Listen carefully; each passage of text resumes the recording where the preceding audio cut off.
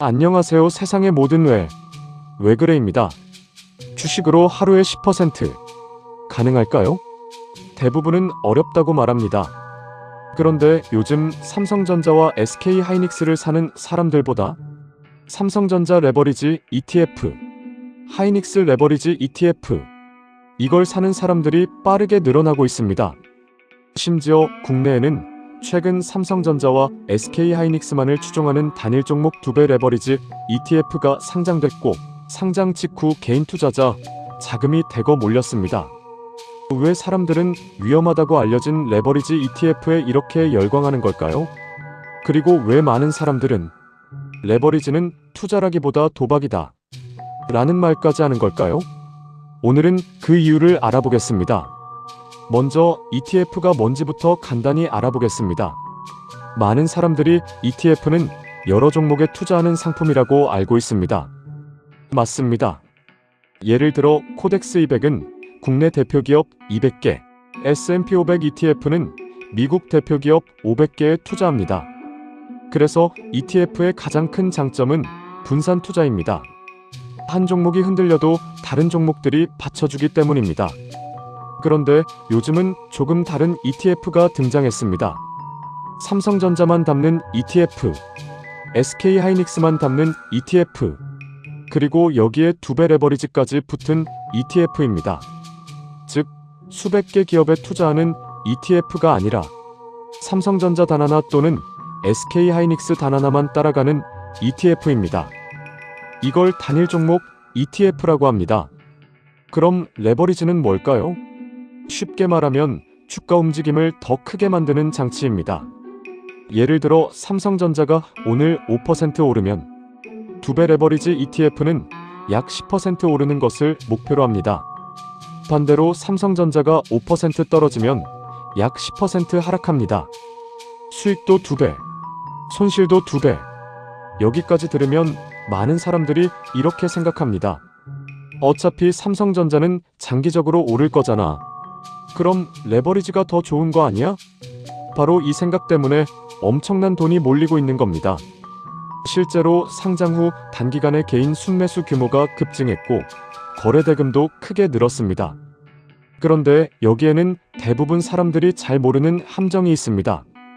레버리지 ETF는 장기 수익률을 2배로 만드는 상품이 아닙니다. 하루 수익률을 2배로 따라가도록 설계된 상품입니다. 이게 무슨 차이냐고요? 예를 들어 첫째 날 10% 상승, 둘째 날 10% 하락. 원래 주가는 거의 제자리처럼 보일 수도 있습니다. 그런데 레버리지 ETF는 매일 비율을 다시 맞추기 때문에 변동성이 큰 시장에서는 생각보다 수익이 깎이는 경우가 생깁니다. 그래서 전문가들이 장기 보유는 신중해야 한다고 말하는 이유입니다. 그런데도 왜 사람들은 계속 살까요? 이유는 AI입니다. 지금 전 세계는 AI 반도체 경쟁이 한창입니다. HBM 메모리, AI 서버, 데이터 센터, 이 시장의 중심에 삼성전자와 SK하이닉스가 있습니다.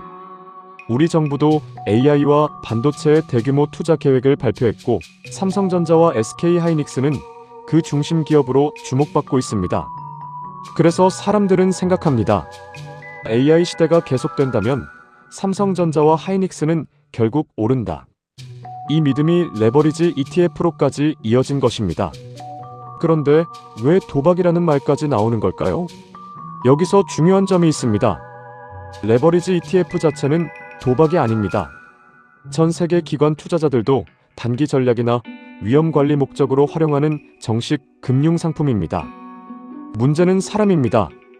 사람은 천천히 5% 버는 것보다 하루 만에 10% 버는 이야기에 더 쉽게 끌립니다.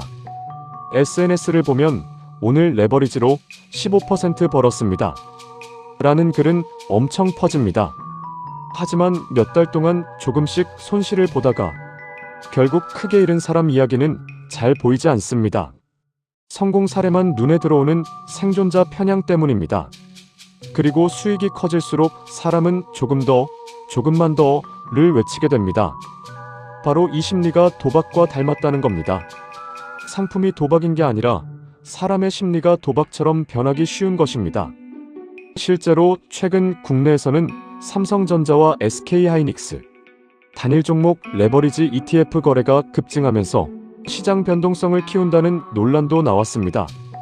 일부에서는 ETF의 기계적인 리밸런싱이 주가 변동을 더 키운다는 지적도 있었고, 반대로 상품 자체보다 소수 종목에 투자금이 과도하게 집중된 국내 시장 구조가 더 큰 문제라는 분석도 나왔습니다. 즉, 문제는 레버리지라는 이름 하나가 아니라 모든 돈이 삼성전자와 하이닉스 두 종목으로 몰리는 현상일 수도 있다는 겁니다. 결국 레버리지 ETF는 좋은 상품도 나쁜 상품도 아닙니다. 망치와 같습니다. 집을 지을 수도 있고 유리를 깰 수도 있습니다. 중요한 건 망치가 아니라 그걸 사용하는 사람입니다.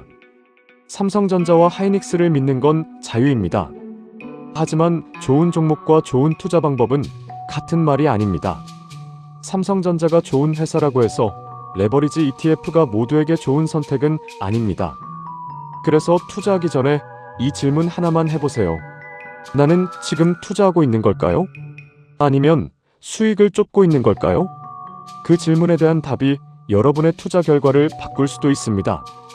세상의 모든 왜 그래? 구독, 좋아요는 채널 성장에 큰 도움이 됩니다. 편안한 하루 보내세요.